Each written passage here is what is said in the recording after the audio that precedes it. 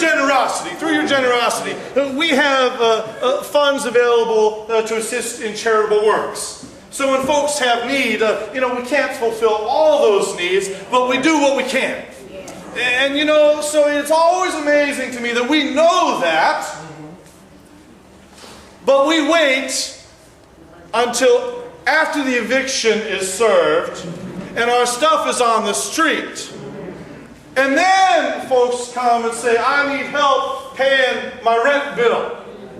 Well, when's it due? Well, it's overdue. Well, how much do you need? Well, I need about 5 months' rent. Are you crazy? 5 months' rent.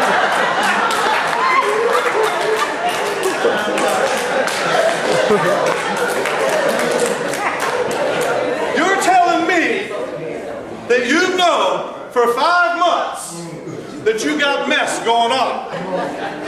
And you haven't asked for 5 months. And now we're supposed to fix it today.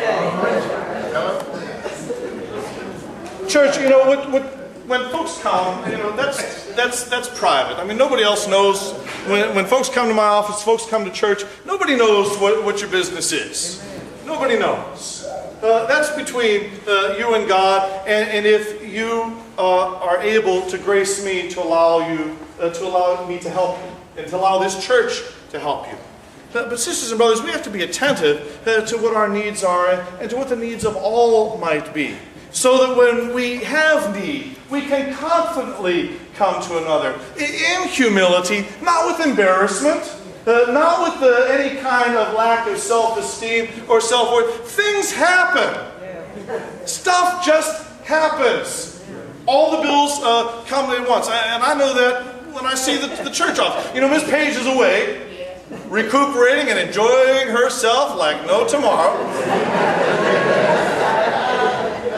And just when I thought I had all the bills set for the month, there's 5 more that come creeping through the door. And even when I don't answer the door for the postman, they still come the following week. But it happens. You think you're caught up. You think things are in good order, and then something else sneaks in. And we can either panic or ignore it, or we can do something about it. But sometimes we need help to do something about that. And it isn't just about financial resources. Sometimes it's about our relationships. A couple is struggling in their marriage. And they'll come and talk. They'll want to talk about marriage counseling, but they've already decided they're going to get separated. How long you've been having struggles? Oh, about 6 months now. How are we going to fix 6 months of mess in 2 days before your separation is filed? Help me, church.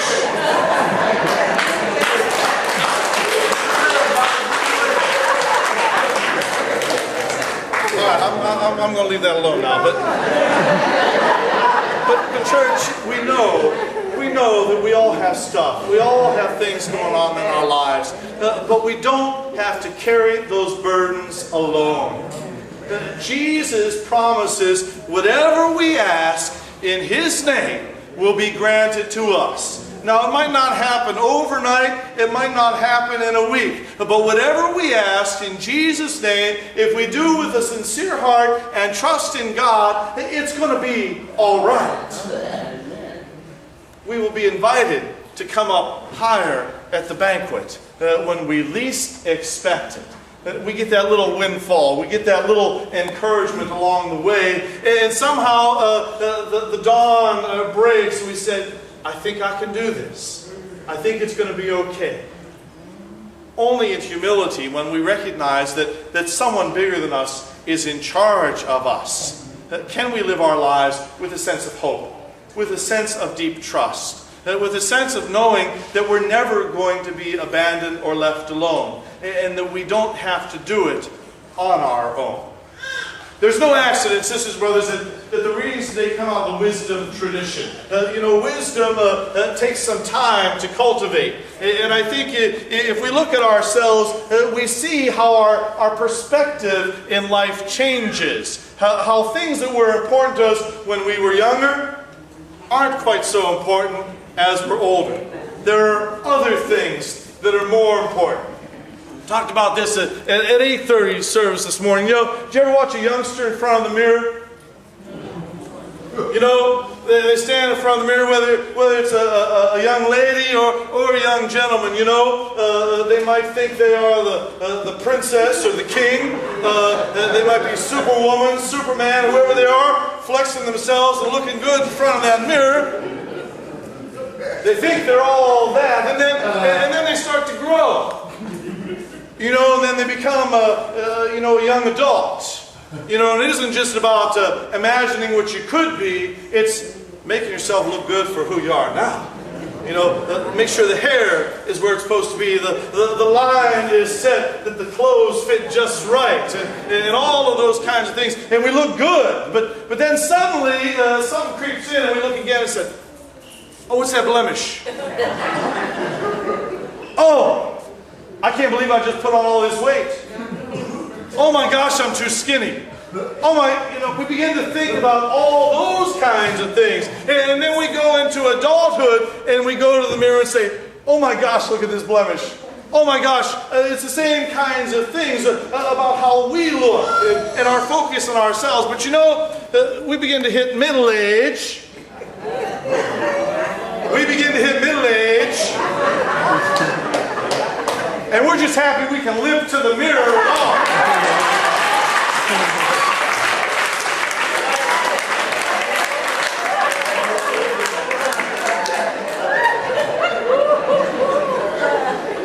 And we're no longer concerned about the blemish. It's like, is that a gray hair? Is this line going back? And then there's a point where we say, well, it is what it is.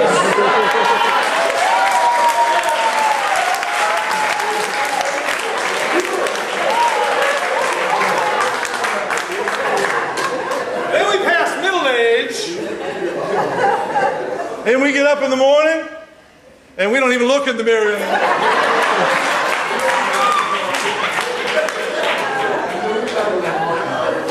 We get up, we put on the cap, we put on the hat, and we go out the door.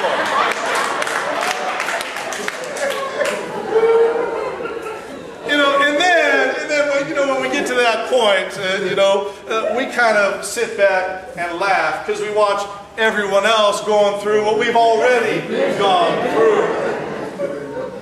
And we say, don't worry about that stuff. It's not important. It's okay. Today, the scriptures really are asking us to focus on what's important. All the other stuff, yeah, we have to deal with, but it's not important. It doesn't matter. What really is important to us today is that we focus on our relationship with God. That we recognize that we are dependent upon God for everything in our life. And we are dependent upon one another, so that we all go to Zion together. That's what the second letter today, the letter to the Hebrews, is about, marching upward to Zion. None of us marches by ourselves. I've never seen anyone march by themselves. You march in a group. Yes. Right. You step together. Yes. You move as one body. And today, that's what we're being invited to do. To march, to step, to move as one body, humble in the service of our God and in one another. Yes, recognizing our gifts and our talents and thanking God for them, but also recognizing that God has given us those gifts for a purpose and to be at the service of one another. When we really know we're humble is when we feel we're treated like a servant, because all the power and position means nothing at all. Jesus came to be a servant, and worse yet, died as a thief. Would we be so willing to enter into that same vocation and that same call? Thank God we don't have to, because Jesus paid it all. Amen. Jesus did it all for us, so that we might find a way to Zion together. Today, in humility, let us turn to our God.